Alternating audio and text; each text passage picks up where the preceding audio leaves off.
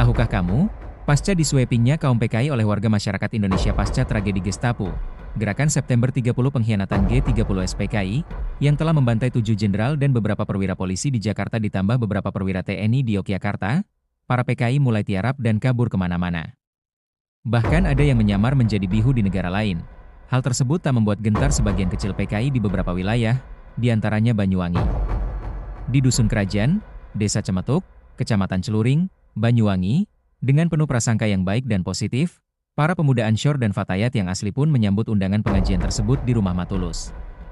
Syalawat dan kasyidah pun didendangkan setelah pengajian selesai sebagaimana kebiasaan kaum muslimin Nusantara ketika menggelar pengajian yasinan, tahlilan hingga hataman Al-Quran. Setelah acara pengajian selesai, hidangan pun disuguhkan sebagai bentuk syukur sang tuan rumah yang mengadakan acara-acara kebaikan tersebut. Setelah mereka memakan suguhan hidangan tersebut, tak berapa lama mereka bertumbangan satu persatu. Tubuh mereka menggeliat-geliat di alas tikar seperti orang sekarat. Terdapat tak kurang dari 62 orang berkelojotan berguling-guling di lantai dan mengeram sambil melotot seperti orang yang sedang tercekik. Ketika mereka sudah sekarat seperti itu, para BTI dan Gerwani Biada pun bersorak-sorai sambil berjoget ria melihat tontonan seperti itu. Tak lupa lagu, genjer-genjer, pun mereka dendangkan sebagai sebuah selebrasi yang merepresentasikan euforia kegembiraan karena telah berhasil meracuni para santri hingga mati.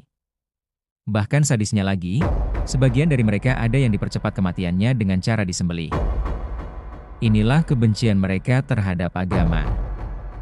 Kebencian mereka ini diilhami oleh ucapan Karl Marx dalam bukunya A Contribution to the Critique of Hegel's Philosophy of Right, yaitu agama adalah desahan nafas, sebuah keluhan dari makhluk yang tertekan, hati dari dunia yang tak memiliki hati, dan jiwa dari kondisi yang tak berjiwa.